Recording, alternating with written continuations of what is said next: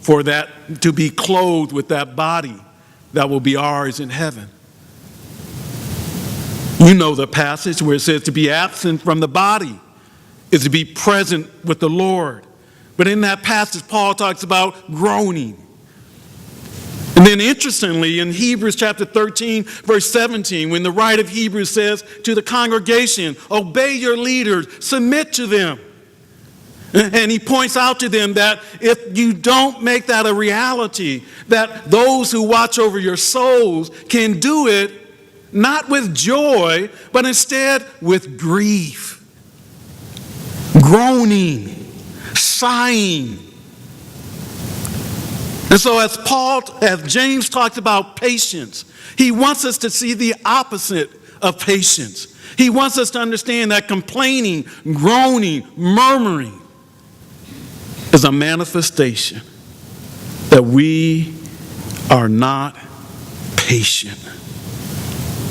There's another word that some of the writers of the New Testament use to speak about murmuring and complaining. Paul uses it in 1 Corinthians 10:10 when he's looking back at Israel in the wilderness after God had marvelously delivered them, and they crossed the Red Sea on dry land, and they came into the wilderness. And instead of going into the promised land, they stayed there for 40 years. And part of the reason why is because they grumbled. They murmured. They complained. They grumbled and murmured against Moses and indirectly against God. God had done these marvelous things for them. They crossed the Red Sea on dry land. And those pursuing them got swallowed up in the waters. And that marvelous time after that, they got their praise on in Exodus 15. They were exalting God. They were dancing. They had a marvelous time.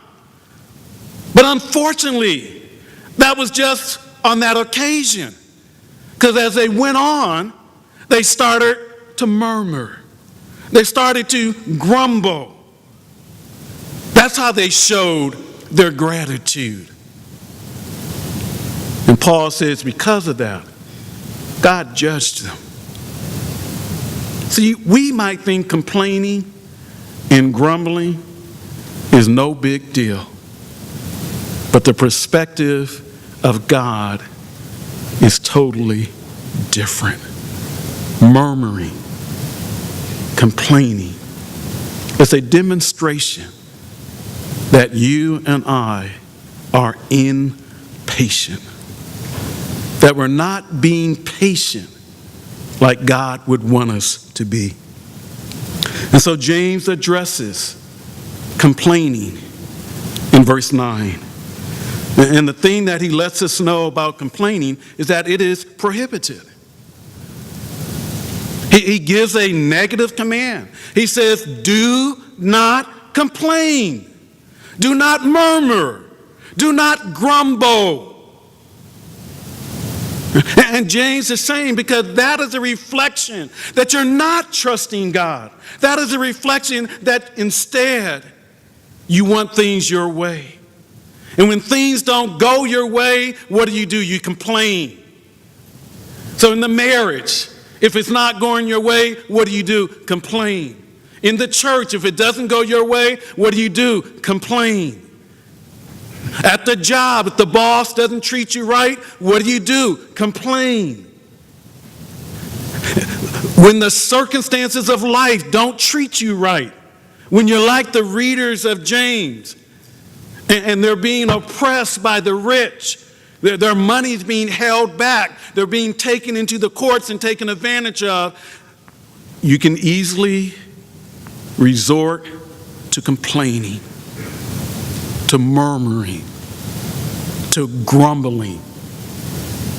And James says to his readers, I understand your circumstances.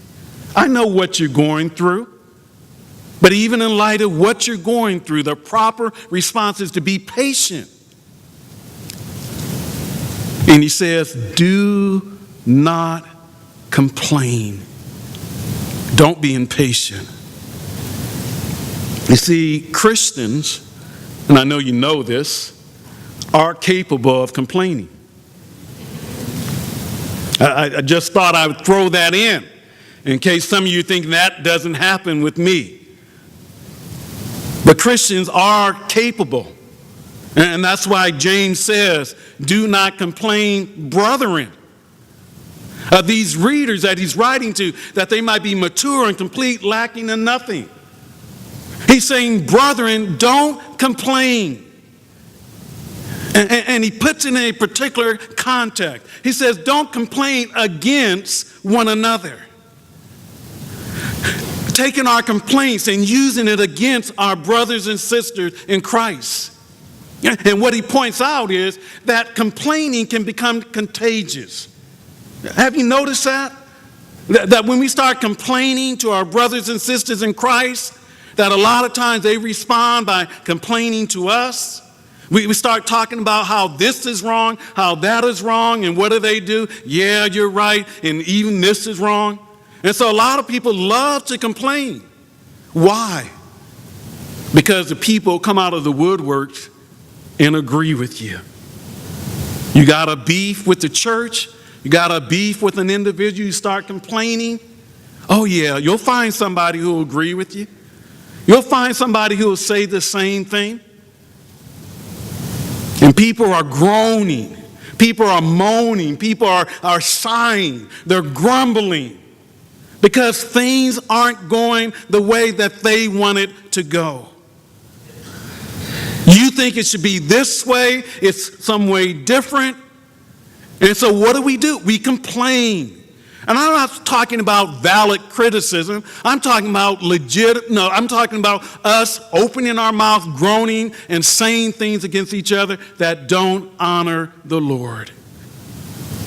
Looking for someone to side with us so that instead of us complaining by ourselves, what happens? We got a whole group of grumblers. A whole group of complainers. If you don't think that happens in the church, then you need to go back to the Old Testament and read about what happened to Israel. It wasn't just one person grumbling. It was the people of God grumbling, complaining. God, why did you bring us into this particular land? After exalting him and talking about his majesty, now they're complaining. Give us the time when we were back in Egypt. We missed the onions. We missed the garlic. We missed the leeks. Take us back. And that's how fickle human nature is. That's why we have to depend upon God and rely upon God to help us live the life that he wants us to live each and every day. Because we can put on great displays that magnify God, but when we face the reality of life, our praise disappears. And so here, James is saying, don't complain. The nature of complaining is that it's contagious. That you'll have complaining going back and forth among the people of God. But you need to understand also that complaining is sinful.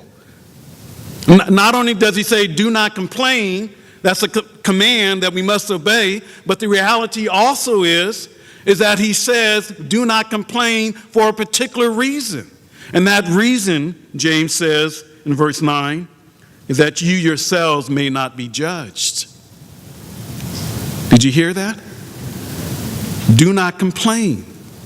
For what purpose? That you yourselves may not be judged. And what he's pointing out is that complaining is not some small sin, some insignificant sin that doesn't matter, but complaining is something that God will judge. When we're impatient, it shows our arrogance. It demonstrates that we think we know what's best, what's right. It shows that we don't trust God. God is bringing us through certain situations. We're not willing to trust him. We want it our way, and we want it our way now. And we start complaining. And James says, don't complain, that you may not be judged. That shows us that this is a sin that is serious. And James brings in a truth that we don't want to hear: the judgment of God. People do not want to hear about God as judge. And yet we've seen this repeatedly in James. James says there's only one lawgiver and judge. No, the one who's able to save and destroy, talking about God. And now as he's talking about complaining and making sure that we don't complain, James says that you and I are to avoid this sin of complaining so that we may not be judged. And then he says, behold, look, lift your eyes up. James says, I want you to see something. And what I want you to see is the fact that the judge is standing right at the door. Look, he's right at the door, is what James is saying. You can see the handle of the door turning because the judge is right there. And the implication is that the judge is going to burst